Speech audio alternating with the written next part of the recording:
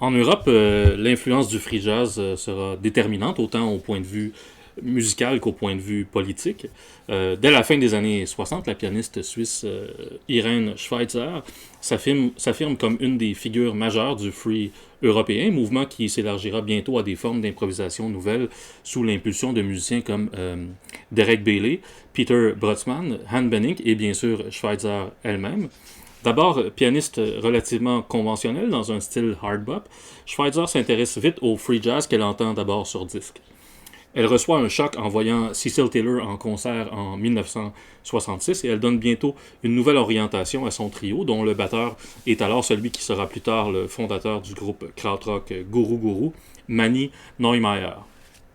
Elle fait ensuite partie des groupes du batteur Pierre Favre entre 1968 et 1970, qui laisse deux disques assez marquants. D'abord Santana, ensuite Pierre Favre Quartet, ce dernier avec Evan Parker. Dans les années 70, elle co-dirige des groupes avec le saxophoniste et clarinettiste Rudiger Karl. C'est aussi à cette époque qu'elle commence à donner des récitals en solo. Un de ses premiers albums solo, d'ailleurs, s'appelle Hexen Sabbath, donc le sabbat des sorcières.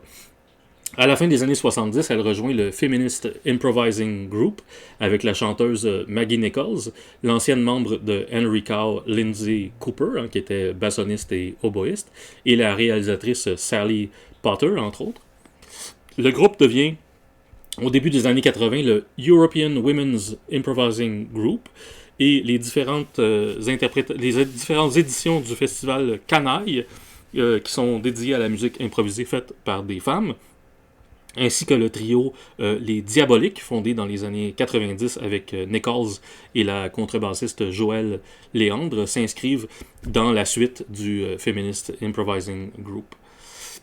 On pourrait résumer ici toutes les activités de Irene Schweitzer depuis les années 80. Je me contenterai de mentionner qu'elle est une des fondatrices du Tactlos Festival et du label Intact, et qu'en plus de ses fréquents récitals en solo, elle privilégie les duos avec des percussionnistes improvisateurs, au nombre desquels on peut compter, depuis la fin des années 80, Louis Morolo, Gunther Sommer, Andrew Cyril, Han Benning, Joey Barron et bien sûr son vieux camarade Pierre Favre.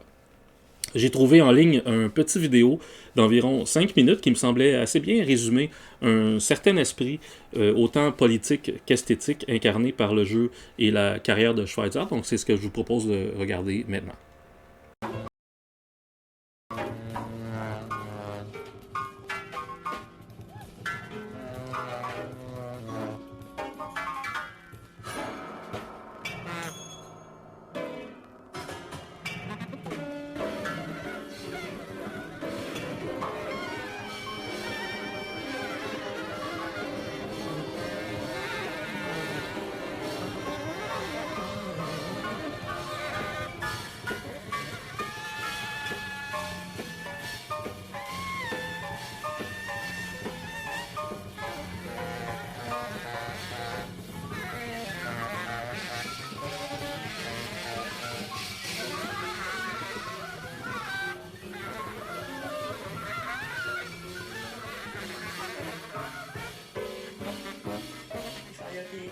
Als ich auf Zürich kam, bin in einer Musikerinteressengemeinschaft WG gewohnt, in Hönk.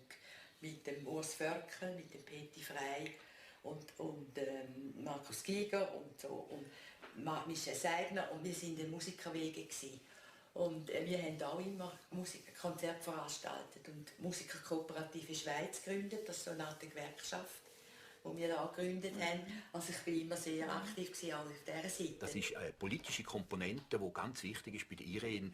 Die Irene weiss, wenn man selber nicht aktiv ist, dann steht man nicht auf einer grossen Bühne. Man muss sich selber organisieren. Sie hat immer in Musikerkooperativen oder in Selbsthilfegruppen mitgeschafft, sowohl in der Emanzipationsbewegung, aber auch im Bereich Musik.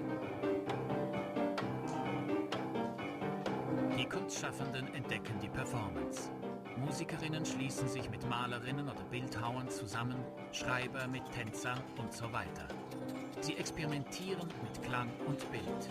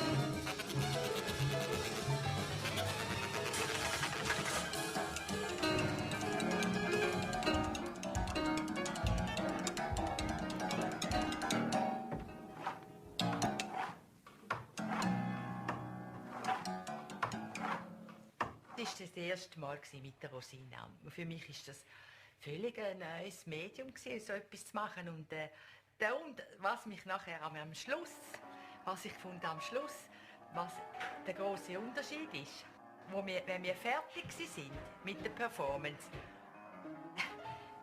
hat man nachher gesehen, was die Rosina gemacht hat. Und was ich gespielt habe, ist gone in the air. Ja. Es ist weg. Du bist ja mal richtig verrückt wegen dem. Und dann habe ich mir gesagt, gut, okay, Irene, das nächste Mal male ich auf Plastik. Dann kugelt alles wieder oben runter. Und das war so schrecklich. Ich habe mir Mühe gegeben und dachte, ein bisschen bleibt doch gleich. Und es ist immer runter. Und dann hast du angefangen, so zu spielen über die Tasten.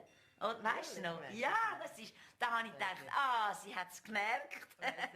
Jetzt hat sie es gemerkt. Sie so, anstatt so in die Tasten. Ja, es war schaurig lustig.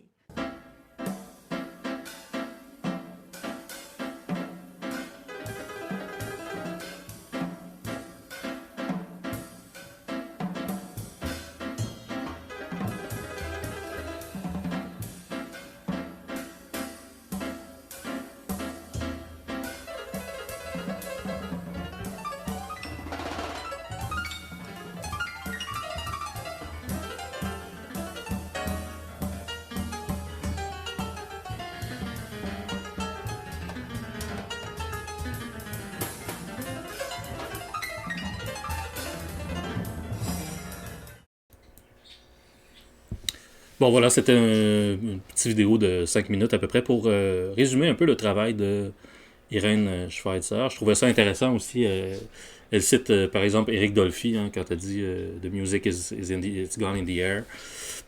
Donc voilà, une artiste à découvrir certainement. Moi je l'ai vue déjà, elle était venue jouer à la Chapelle historique du Bon Pasteur une fois en solo. Une artiste très intéressante.